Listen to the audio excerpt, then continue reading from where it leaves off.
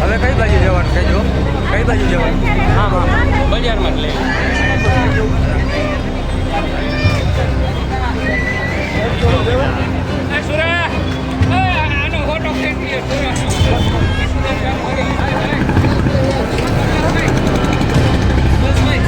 આ ફ્રૂટ આપણને સારું ખવડાવે એમને. બસ બસ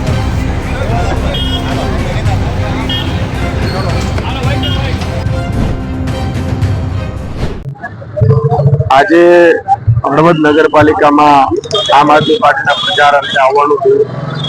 અહીંયા અમારા 10 જેટલા ઉમેદવારો મજબૂતાઈથી લડી રહ્યા છે.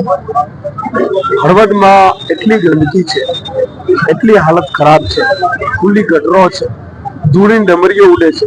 તો ભાજપે આટલા વર્ષો શાસન કર્યું શું? છોટે કાશી તરીકે ઓળખાતા હળવદની આજે હાલત ખૂબ જ દયનીય કરી નાખી છે. અહીંયા રહેતા હશે અને મને લાગે છે કે એ બીમારીના શિકાર બની ગયા છે. એટલી ધૂળની ડમરીઓ, પ્રદૂષણ, એટલે હળવદમાં ઊભું રહેવા એવી સ્થિતિ નથી રહેવા દીધી ભાજપે.